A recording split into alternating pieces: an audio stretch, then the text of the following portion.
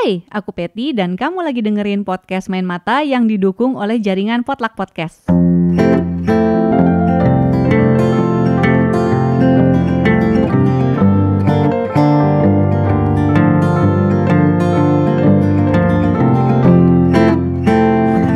Podcast Main Mata adalah podcast buku yang ngebahas banyak hal seputar dunia perbukuan seperti obrolan dengan para pelaku, mulai dari penulis, penerbit, editor, dan lainnya. Juga ada rekomendasi berbagai jenis buku dan tantangan untuk kamu para pembaca buku. Selain podcast Main Mata, di jaringan Potluck Podcast juga ada podcast-podcast lain yang ngebahas tentang film, buku, seni, dan lain sebagainya. Cek akun Instagram @potluckpodcast, PODLUCK, untuk info lengkapnya. Halo, kamu lagi dengerin bab rekomendasi buku dan kali ini ada 4 teman pembaca nih yang mau ngasih rekomendasi buku-buku non-fiksi buat kamu. Buku-buku kali ini moga-moga ya bisa bikin hati kita lebih tentrem dan pikiran kita juga jadi lebih jernih. Soalnya bukunya nggak cuma ngajak kita untuk lebih tenang menghadapi masa-masa sulit dalam hidup, tapi ada juga buku-buku yang ngasih trik untuk bikin pikiran kita bisa tetap bekerja mencari solusi. Nah, rekomendasi buku pertama yang buat nenangin hati dulu ya. Ini bukunya direkomendasikan oleh Mas Adinto Susanto. Dia ini editor penerbit Grasindo. Akun Instagramnya Mas Adin kamu bisa cek di @adintov, pakai F belakangnya. Judul buku yang dia rekomendasikan itu Everything is Fucked, alias segala-galanya ambyar. Bukunya ditulis oleh Mark Manson, nama yang pasti kamu udah gak asing lagi. Mas Adin ngirimin rekomendasinya dalam bentuk tulisan, jadi aku bacain ya. Hari-hari ini kita mengalami sebuah momen yang sangat langka. Baru sekarang lah perhatian semua orang di seluruh dunia terpusat pada satu hal yang sama, yaitu pandemi virus corona yang telah merenggut puluhan ribu nyawa tanpa ampun dan memarjinalkan setiap aktivitas ekonomi di segala bidang. Sayangnya, ini adalah sesuatu hal yang tidak menggembirakan. Detik ini, kamu dan 8 miliar penduduk dunia merasakan kegelisahan yang sama, bahkan barangkali sebagian besar mulai merasa takut, putus asa, atau depresi. Apakah kamu pun mulai merasa kehilangan harapan? Membaca angka kematian di koran, mencermati prediksi krisis dan analisis ekonomi di televisi, dan menelusuri cuitan-cuitan pesimistis di Twitter, apakah kamu mulai bertanya-tanya, mengapa hidup menjadi sedemikian buram? Kamu mungkin terheran-heran sendiri, sebab dulu kamu masih bisa berpikir positif, seperti yang acap kali dianjurkan berbagai buku pengembangan diri. Harapan kamu sangat besar, tapi melihat realitas sekitar dengan mata kepala sendiri membuat kamu berpikir ulang. Jika kegelisahan-kegelisahan itu yang melanda kamu saat ini, buku segala-galanya ambyar barangkali dapat menemani kamu. Buku terbaru dari Mark Manson, seorang penulis muda dari Amerika Serikat yang sebelumnya begitu dikenal berkat sebuah seni untuk bersikap bodoh amat, mencoba mendekati sisi kelam kehidupan. Hal pertama yang dikatakan oleh buku ini adalah tenang. Iya, kamu diminta untuk tenang jika menghadapi hal-hal buruk ataupun kejadian yang sangat fatal sekalipun. Bukan karena kamu harus berpikiran positif, tapi karena apa yang kamu alami tidaklah istimewa. Jauh-jauh hari, ratusan atau ribuan tahun yang lalu, permasalahan yang kamu hadapi sudah pernah terjadi. Coba kamu sebutkan satu demi satu. Peperangan, wabah, pembantaian massal, bencana alam, semua sudah pernah terjadi, bahkan lebih mengerikan. Dengarkan kutipan berikut. Hampir sepanjang sejarah manusia, orang-orang pernah menjadi brutal, menganut tahayul-tahayul dan berperilaku biadab. Dahulu orang-orang sadis dan gampang kalap. Hampir sepanjang sejarah, dunia ini bukanlah tempat yang menyenangkan untuk ditinggali. Mark Manson hendak mengatakan bahwa penderitaan adalah hal yang niscaya terjadi. Kemungkinan kita menghadapi hal seperti ini adalah 50%. Kita tidak perlu panik atau mengumbar-umbar kesedihan, melainkan hadapi dan terima, sebab kita bukan satu-satunya makhluk yang ditimpa kesialan. Hal kedua, Mark Manson juga hendak mengingatkan bahwa kehidupan kita saat ini adalah yang paling menyenangkan dan kita memiliki semua sumber daya yang lebih dari cukup, yang sepatutnya membuat kita tidak mudah gelisah. Maka jika kamu menjadi gelisah, depresi, panik, itu adalah respons yang keliru. Mengapa keliru? karena barangkali kamu menggantungkan harapan pada hal-hal yang irasional. Jika dalam hidupnya seseorang selalu yakin bahwa ia harus diperlakukan dengan baik dan tidak boleh dikhianati, suatu saat ketika ia bertemu dengan seorang bos yang tegas dan tidak pandang bulu, bisa jadi ia akan stres dan depresi. Orang ini menggenggam erat harapan bahwa semua orang harus memperlakukan dia dengan baik. Padahal kenyataannya tidak bisa begitu.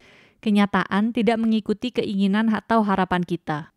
Sama halnya dengan orang yang meyakini bahwa karena selama ini ia berbuat baik, tidak mungkin ia tertimpa malah bencana. Ia berharap dunia berjalan sesuai keyakinan tersebut. Padahal pandemi tidak memandang identitas, semua kena libas. Dengan kata lain, dalam buku Segala-galanya Ambyar ini, Mark Manson menggarisbawahi harapan sebagai biang kerok permasalahan psikis manusia modern. Semakin hidup dipermudah, semakin orang mengharapkan bahwa hidup harus berjalan sesuai keinginan mereka. Maka ia mengatakan, lepaskan harapan jika Anda ingin hidup bahagia. Maksud Manson adalah harapan-harapan yang tidak rasional itu. Hal ketiga, Mark Manson justru mengatakan bahwa hidup ini akan jauh lebih membahagiakan jika kamu bisa beraktivitas sehari-hari tanpa menaruh harapan apapun. Benarkah itu?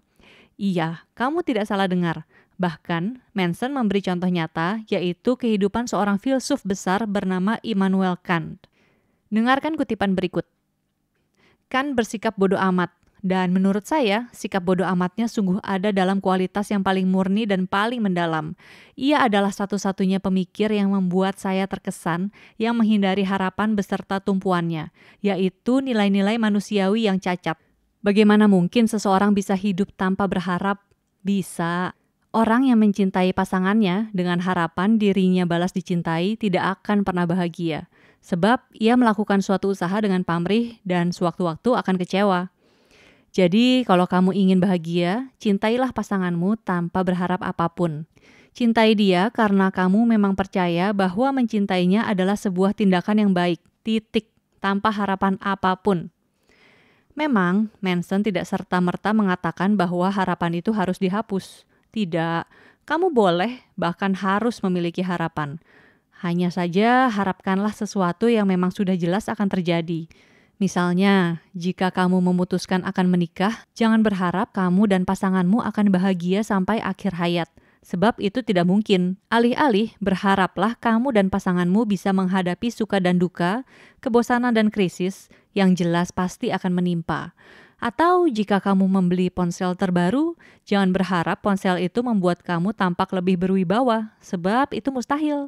Ponsel tetaplah ponsel. Harapkanlah alat itu bisa membantu kamu berkomunikasi dan bekerja dengan lebih lancar. Dan jika saat ini kamu hidup di dunia, jangan berharap kamu akan selamanya bahagia, sebab itu tidak mungkin. Sewaktu-waktu terjadi bencana, yang mana sangat mungkin terjadi, kamu bisa kecewa berat. Pertanyaannya, apa yang seharusnya kita harapkan pada kehidupan ini?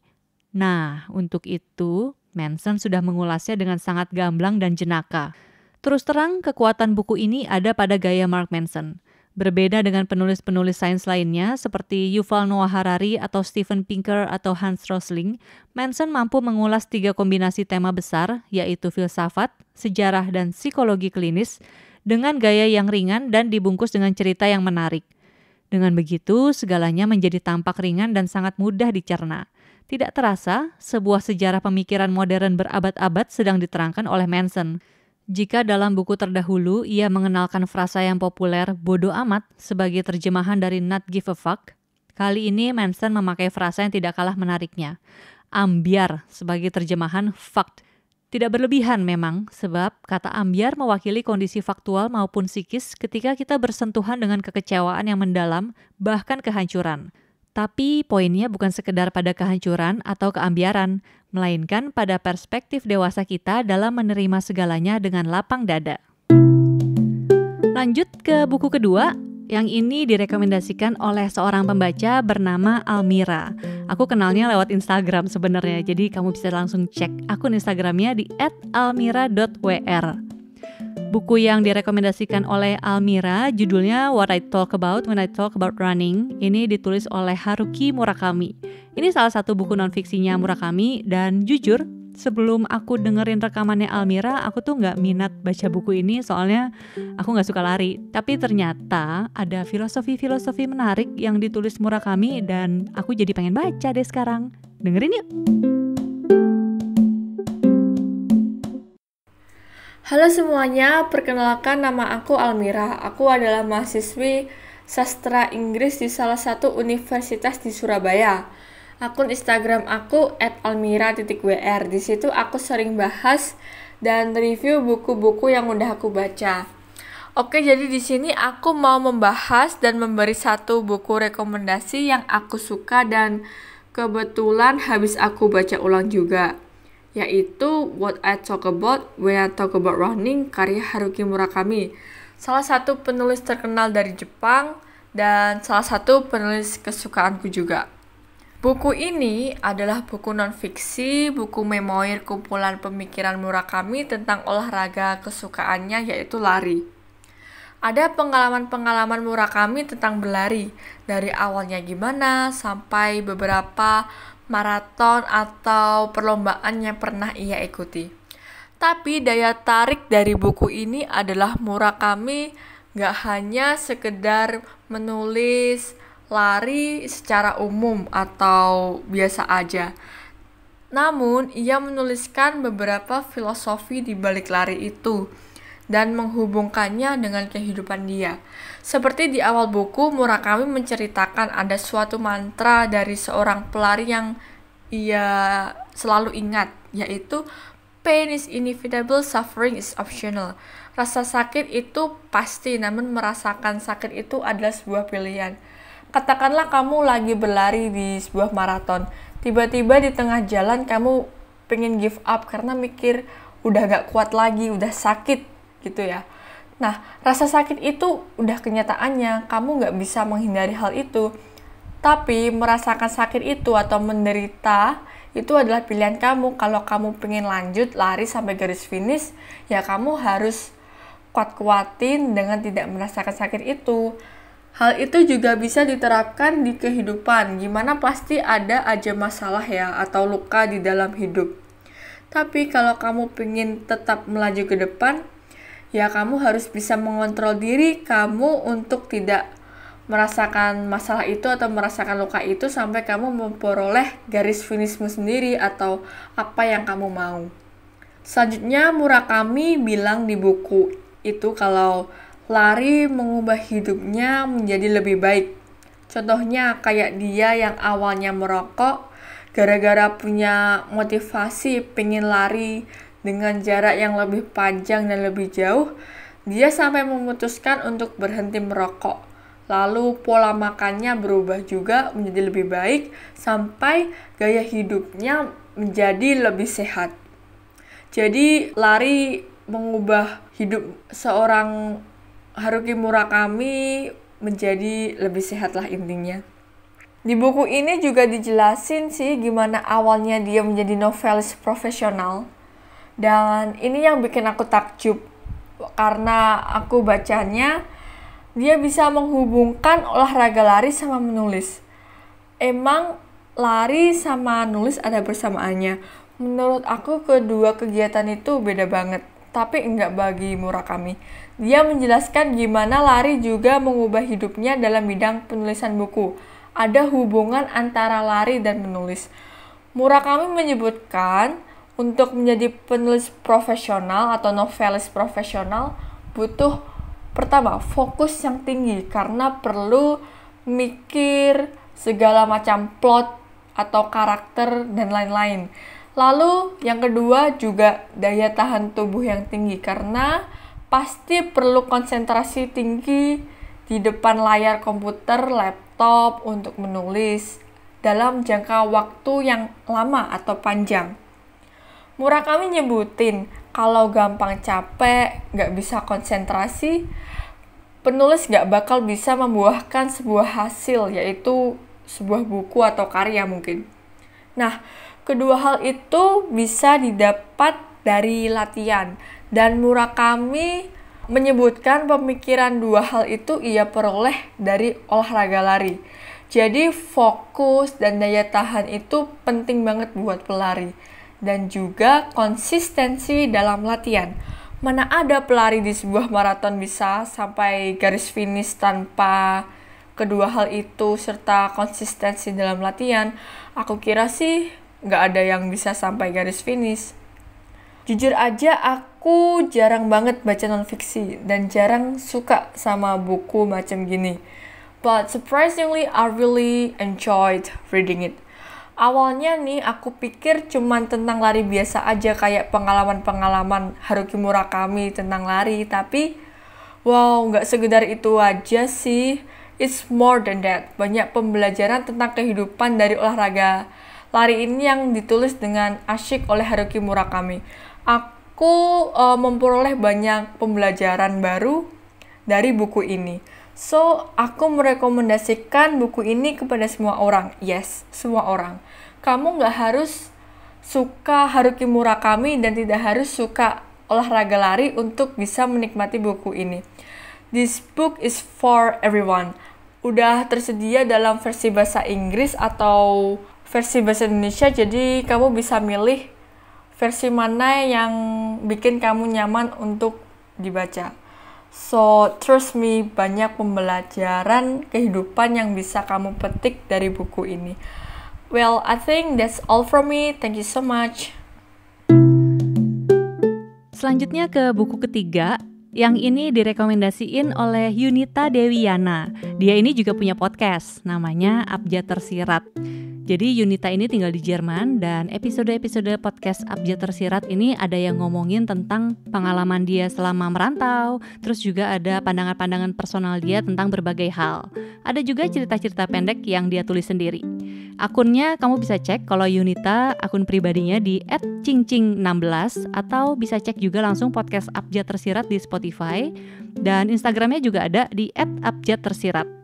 Buku yang direkomendasiin oleh Yunita judulnya Tinker Toys, ini ditulis oleh Michael Michalko. Buku ini ngasih banyak banget insight buat kamu yang lagi mencari tahu cara-cara untuk menciptakan ide kreatif. Dengerin yuk!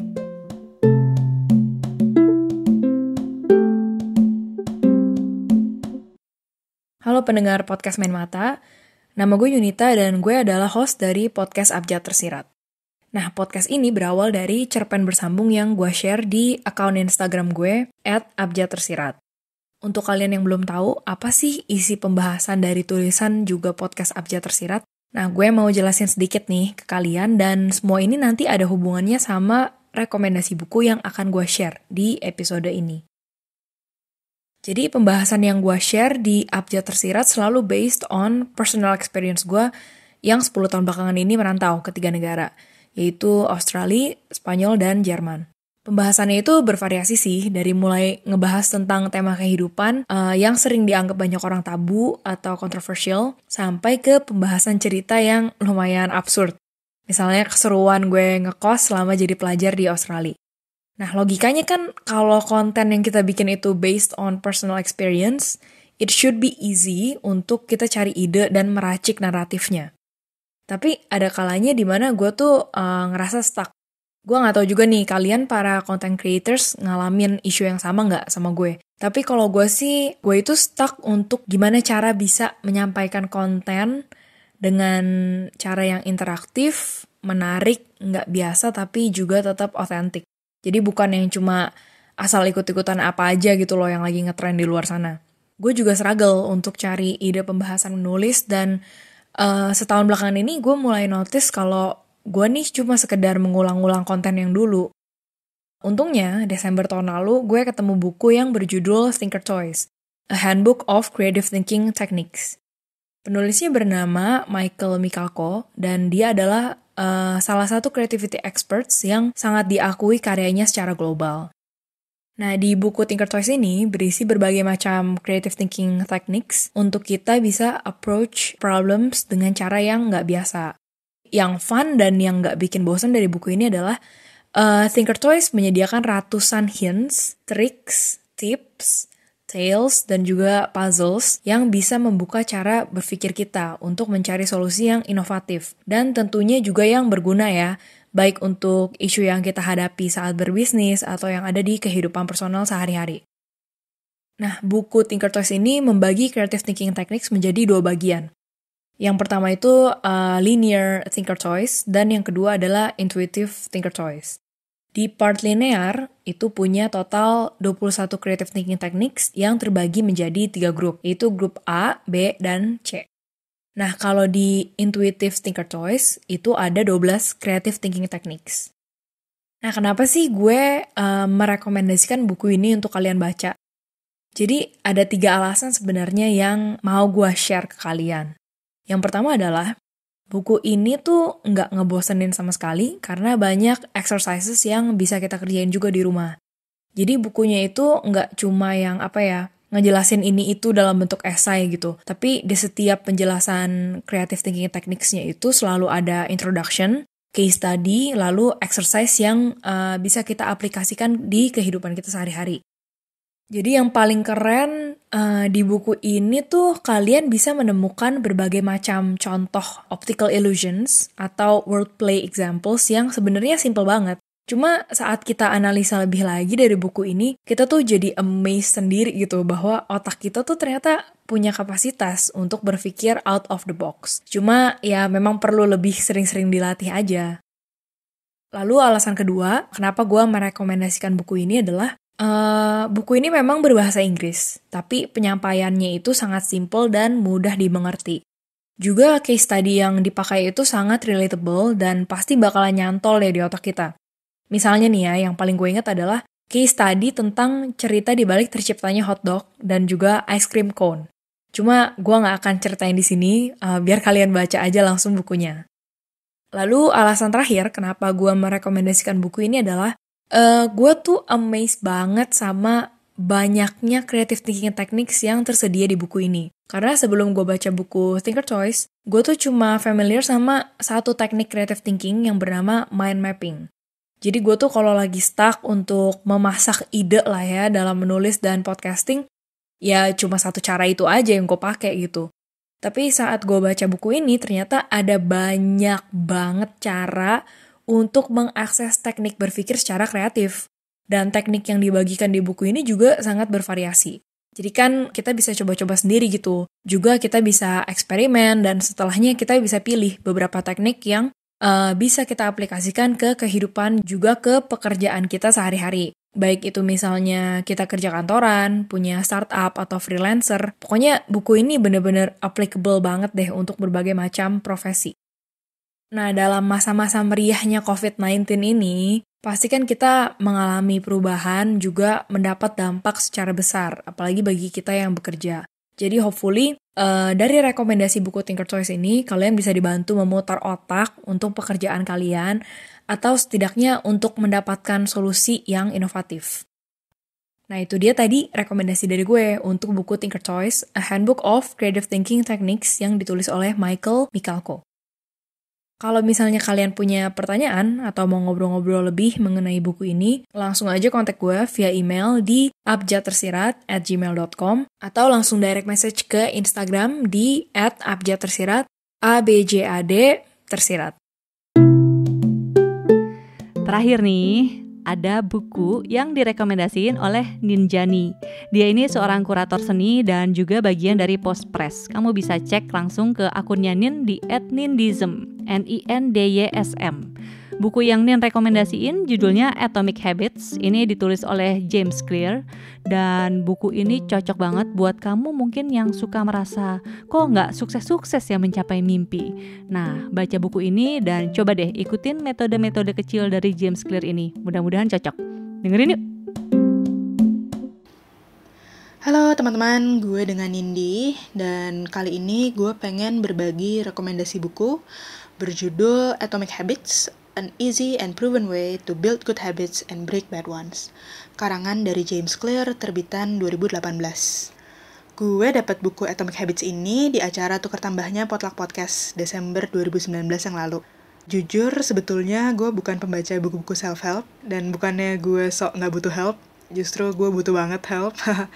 Tapi kadang gue pribadi ngerasa buku-buku self-help ini cenderung self-righteous dan patronizing.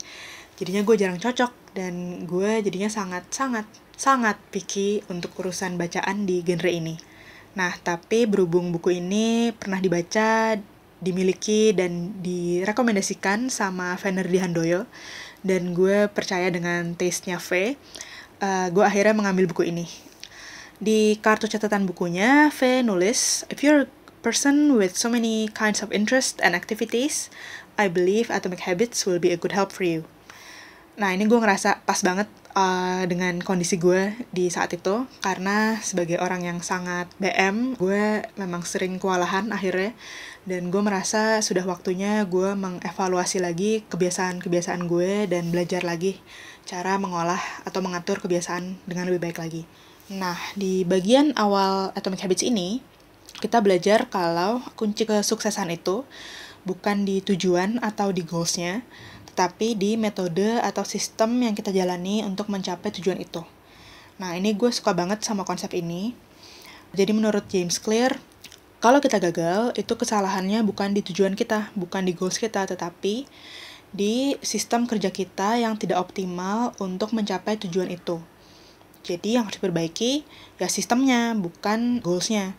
Dan untuk memperbaiki sistem ini, nggak harus langsung masif, justru ya sesuai judul bukunya. Yang penting itu adalah membuat perubahan kecil-kecil, perubahan-perubahan atomik sifatnya, dan itu dilakukan secara konsisten. Misalnya kita punya cita-cita untuk lebih banyak baca buku.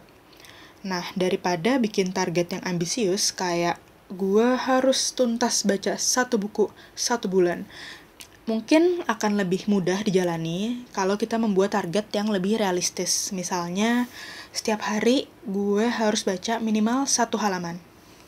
Nah, dengan begini, seenggaknya dalam 1 tahun itu, minimal kita udah baca 365 halaman, lebih banyak daripada tahun sebelumnya. Dan perasaan seperti ini kan bikin kita merasa lebih sukses ya, merasa semangat karena targetnya udah achieve gitu. Dan kedepannya mungkin kita bisa lebih membaca lebih banyak buku lagi, atau lebih banyak bacaan lagi gitu. Nah, emang perasaan semangat atau feel accomplish, feel good ini jadinya penting karena memang akan lebih mudah untuk bisa konsisten saat kita happy menjalani kebiasaan kita, gitu kan. Jadi kayak di buku ini juga ada konsep yang gue suka juga, yaitu untuk lebih fokus ke karakteristik yang ingin kita bentuk dibandingkan ke target atau profesi atau angka yang ingin kita capai. Kenapa? Karena kan target itu bisa ganti atau bisa aja nggak relevan lagi kan. Tapi kalau karakter itu sudah menjadi kebiasaan atau part of ourselves gitu. Misalnya lagi contohnya, gitu. Daripada lo bikin target, gue harus kurus, gue harus turunin berat badan sampai 15 kilo dalam setahun, yang mungkin akan bikin lo stres saat menjalaninya, dan saat lo stres akhirnya lo jadi berantakan. Mungkin akan lebih menyenangkan di prosesnya kalau lo memposisikan diri lo sebagai kayak gini. Gue adalah orang yang kepengen sehat. Gue sayang sama diri gue sendiri, dan karena itu gue akan lebih mindful ke pola makan gue. Nah, kalau lo punya mindset yang kayak gini, ketika lo tempted untuk makan junk food gitu, atau untuk nggak olahraga, lo mungkin akan bisa mengingatkan diri lo, emangnya orang yang hidup sehat akan makan junk food terus-terusan? Emangnya kalau lo mau sehat, lo bakal males-malesan dan nggak olahraga? Dan mungkin itu akan membantu membentuk motivasi lo untuk ya meneruskan gaya hidup yang sehat itu gitu. Nah, terakhir yang gue suka banget dari Atomic Habits ini adalah konsep yang namanya habit stacking, yaitu kayak menumpuk habit lo gitu. Jadi ini semacam membuat kebiasaan-kebiasaan lo itu menjadi satu kesatuan ritual. Karena kebiasaan itu akan lebih mudah kalau ia menjadi bagian dari rutinitas lo gitu. Misalnya lo pengen rajin nulis setiap hari gitu. Misalnya lo punya cita-cita, gue harus bikin buku gitu. Nah, lo cari deh waktu yang paling gampang dalam keseharian lo untuk nulis. Let's say misalnya dari jadwal lo gitu, yang paling pas dan enak buat nulis itu pas sebelum tidur jam 9 malam misalnya. Ya udah, coba lo jadiin itu sebagai bagian dari ritual tidur lo. Misalnya nih, urutannya gini. Lo pulang kerja lo makan malam, habis itu lo mandi, habis mandi lo pakai krim malam, matiin handphone, habis itu lo nulis selama sejam gitu, atau nulis selama 1 halaman gitu. Habis selesai nulis baru lo tidur. Dan itu lo lakukan aja terus tiap hari. Nah, problemnya kalau misalnya lo sleep gitu dalam 1 hari lo nggak bisa nulis, atau misalnya lo capek banget gitu akhirnya lo nggak nulis, gimana? Ya it's okay gitu, karena ya eventually pasti ada kan hari-hari yang susah untuk melakukan kebiasaan lo, atau memang tidak memungkinkan gitu. Nah, nggak apa-apa, jangan ngerasa gagal, karena yang penting adalah besoknya lo nulis lagi. Jadi jangan kelamaan bolongnya, karena kan kalau terus-terusan bolong gitu ya jadi kebiasaan baru juga kan. Jadi yang penting kalau misalnya lo gagal, lo mulai lagi, lo terus jalanin aja terus gitu.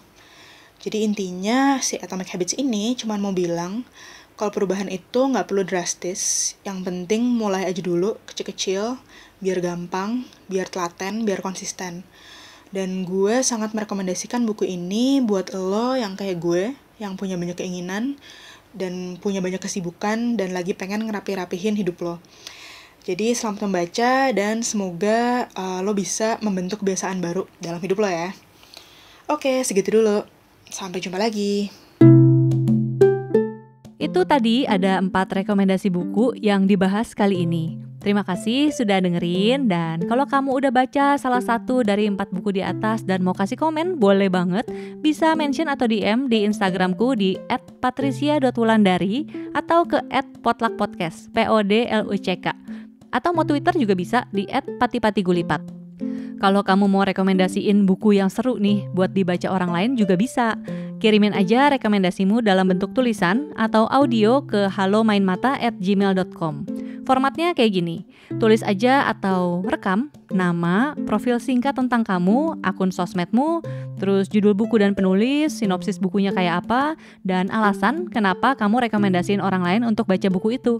Ingat ya, kirimnya via email ke halomainmata@gmail.com. Ditunggu! Dan kalau kamu menikmati konten-konten yang kami sajikan, kami akan sangat berterima kasih sekali jika kamu mau merekomendasikan podcast Main Mata ke teman-teman kamu, khususnya yang suka baca buku. Jangan lupa juga follow ya podcast Main Mata di Spotify. Beri dukungan juga untuk jaringan Potluck Podcast dengan follow dan subscribe di SoundCloud, YouTube, dan lainnya. Untuk informasi lengkap seputar episode terbaru yang akan tayang dari channel-channel podcast yang ada, kamu bisa follow jaringan Potluck Podcast di Instagram, akunnya @potluckpodcast, PODLUCK podcast. Segitu dulu ya, dadah!